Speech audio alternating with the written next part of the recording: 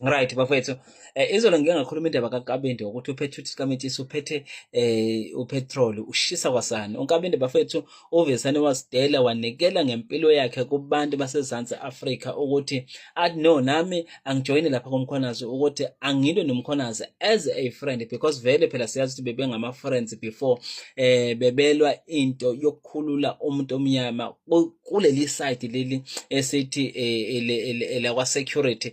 But-ke ekuhambeni kwesikhathi-ke kuNkabinde wenza ama-mistakes, but njengamanje sibona ukuphenduka kaNkabinde. So nansi-ke into akhulume ngazo, usichazelile ngendaba zama-state capture ukuthi no, i-state capture akuyona le nto esasidayiselwa yona kuqala. I-state capture imasi khona manje, and uqinisile because lento esasidayiselwa yona sasinikezwa yona ukuze i-state capture singasiboni, sifocus kule nto leyana esayibiza nge-state capture, but i-state capture into yamanje. Okay, ake siye laphana kule ndoda lena uPaul O'Sullivan. uPaul O'Sullivan uyena umuntu onamandla la eSouth Africa, ophethe imedia, ophethe amaphoyisa, ophethe ama-politicians, ophethe everything, and usebenzisana namazwe aphesheya which are capturing iSouth Africa njengoba iSouth Africa i-captured, and now it sounds as history ukuthi iSouth Africa was captured then, but now abantu ababe-capture iSouth Africa abasekho.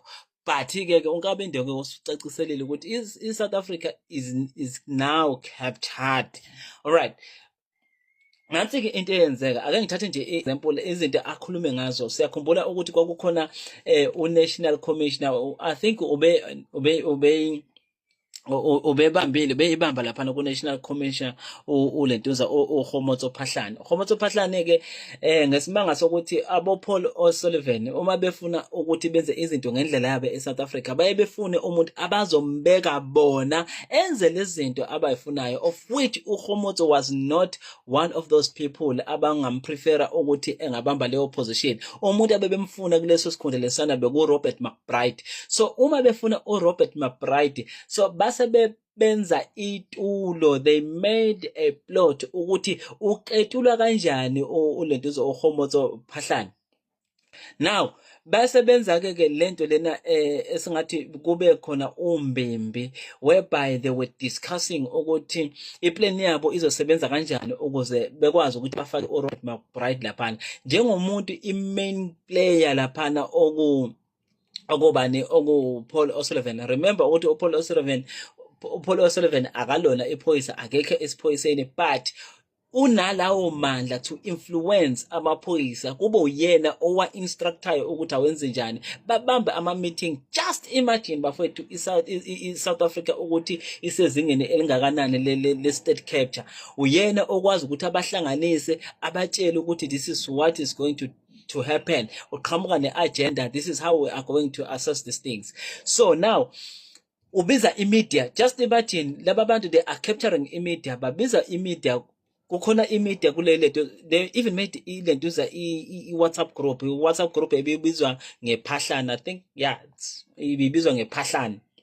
Okusho ukuthi bonke labo bantu ababekileyo WhatsApp group they were plotting ukuthi aphume so that kuzofungena bani uMcBride. So now abantu abebekhona-ke lapho kulawo ma-meetings lapho, Afroforum iyona nayo ebihamba phambili lapho, because they were sponsoring indlela yokuthi iphumelele iplot. They offered ukuthi thina we're gonna offer imali okanye we are going to support ngemali ukuthi le plot lena iphumelele. Kwakukhona iDA nayo ibikhona kuleyo ma meetings. Bekukhona siyakhumbula ukuthi uFikile Mbalula ubese uMinister of wamaphoyisa ngaleso sikhathi. I don't know whether secretary okanye wayintontoni laphana ofisini kaMbalula who was attending leyo ma meetings eplot. So omunye umuntu futhi obebakhona lapho bekuba uSibiya siyakhumbula ukuthi njengamanje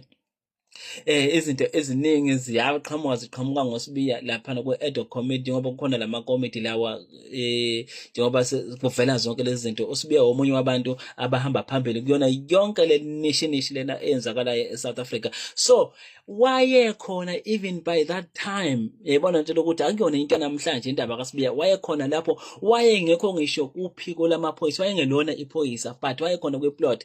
Yakhumbula uma ethi ulentuza uNhlanhla Mkhwanazi ngishaya inja kuphume umnikazi wayo. Wathi umehlasela uSibiya kwaphuma uPaul O'Sullivan wakhuluma izinto ezimbi ngoLentuza ngomkhwanazi, because he was angry at Mkhwanazi ukuthi Mkhwanazi is attacking uSibiya as umuntu wakhe amhenglishayo, right?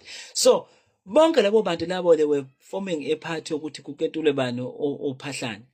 Uyabona ukuthi iSouth Africa ilimele kangakanani bafethu iLentuza i-security system yakhona.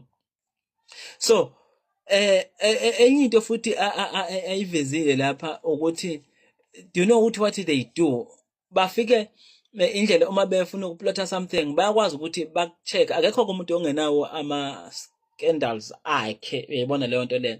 So uma kuthiwa ukubona umuntu bekuthiwa uyakufuna uzokuthola ukuthi okay samthola nansi i-mistake ayikhanda, and then base bebambelela leyo nto ukuze bakuchithe. So benze njalo-ke uma beplotha izinto and then bese besebenzisa imedia ke izobe sikhipha kulezi zinto lezi zibe kuma headlines. Remember ukuthi imedia la eSouth Africa iyona esetshenziswa kakhulu uma kuplothwa izinto, uma kuchithwa abantu abathile. Bayaplana bahlale nayo phansi ukuthi this is how we are going to do it, guys. So our media is compromised, guys. So omunye umuntu amvezile ukuthi they plot against him ukuthi naye bathole something abazoyibamba kwaba ubani uDladla, because he was close to the president, from the former president uZuma. So they wanted uDladla ukuthi ahambe aye kumsholozi ayo recommenda uMcBride ukuze abe yini uNational Commissioner, because i-aim yabo kwakukuthi kungene yena, so that bazokwazi ukuthi benze izinto abazithandayo, because umhlaba waseNingizimu Afrika bafowethu uphethwe amamafia. They choose ukuthi kuzoba khona bani lapha so that bazokwenza into abayifunayo. So now uDladla was targeted as well ukuthi bathola ukuthi yini abazoyithola kuyena, so that bazokwazi ukuthi basebenzise yona ukuthi bampressurize ukuthi ahamba ayo recommenda uRobert. Yabona ukuthi laba bantu laba ngendlela abasebenza ngayo, guys, angazi ngingachaza kanjani indlela abasebenza ngayo, ba corrupt to the core, because thina siyasibona amaphoyisa, sibona abantu abalapha ezikhundleni eziphezulu, sicabanga ukuthi ibona bazosivikela, kanti ibona abaphusha yonke lemishikashika eyenzakalayo eNingizimu Afrika.